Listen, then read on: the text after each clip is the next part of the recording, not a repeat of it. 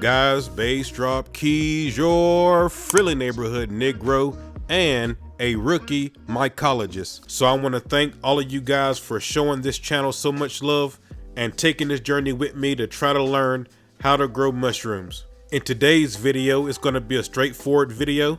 Today I'm going to cover how to rehydrate your cake so that way we can start our second flush. For anybody that's watching that's a little confused about me using the term flush, that is basically just another term for harvest. Whenever you harvest your mushrooms, you rehydrate your cake, your mycelium cake. And whenever you do that, that's considered a flush. The great thing about cultivating mushrooms is you can have a lot of different flushes off of one cake. But anyway, let's get into this. The footage that you're looking at is the footage of the mushrooms, and you just saw me harvest them. Now that I've done that, let's set this up for our second flush. It's really easy to do. All I'm going to do is I'm going to let some water, this is regular tap water. I'm putting water inside the tub and I'm going to do it till it's a little over halfway full. Once that happens, I'm going to take my other tub, the one that I had on the top, the dub tub. I'm going to flip it over, put it on top of the cake, and I'm going to put water inside of here. We're just doing this to make sure that the cake is submerged in water.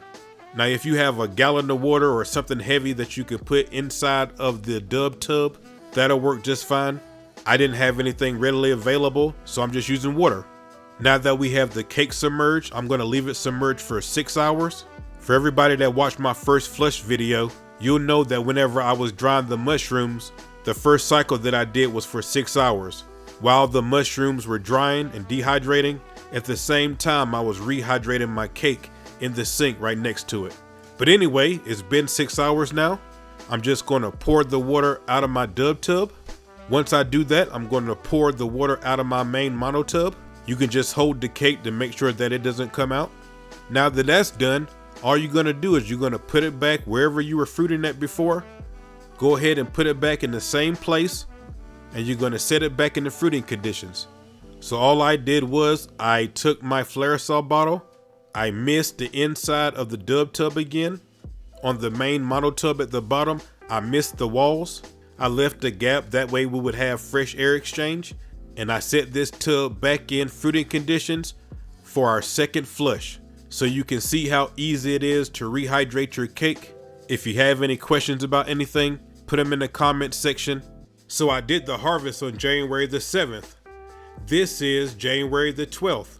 I noticed that the dub tub on top was completely dry, so I sprayed it with my Flairosol bottle and put it back on the mono tub. It is now 2 days later, January the 14th, and if you look closely, you can see some contamination right there on the cake. So what I'm going to start doing, because I'm so new, you guys know I'm a rookie, I want to try out different methods to see if they will work. So that way, if we do get some contamination, we don't have to throw everything out. The first method that I'm going to try is I'm just going to try to scoop out the contaminated area. The next time that I get some contamination, I'm going to try out the hydrogen peroxide method, but this time I'm just going to try to scoop it out. So what I did is I took a spoon and I cleaned it with the 70% iso alcohol. After that, I just scooped out the contaminated area and I threw it away.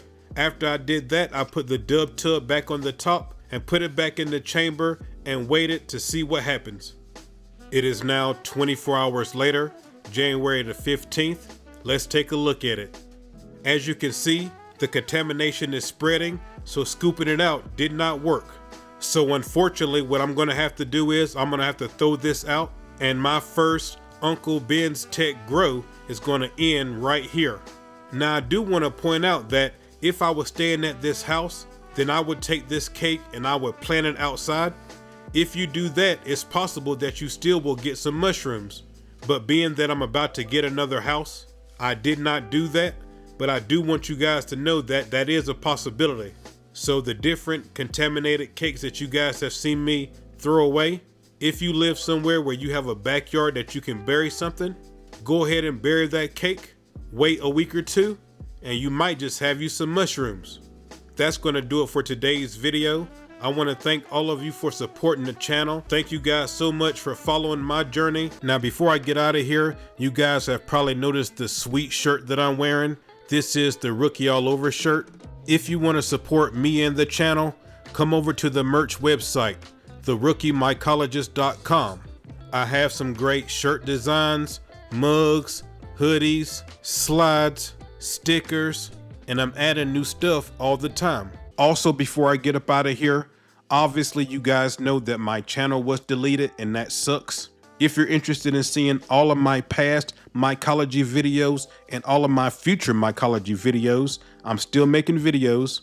Come over to my website. If you're one of the thousands of people who said that they started growing because of me, or I helped you out in some way as far as mycology, come over to my website, bassdropkeys.tv. Support your boy. I still am making mycology videos, so come over and check it out, bassdropkeys.tv. I really appreciate all of you. And until I see you guys the next time, I'm out, guys. Much love.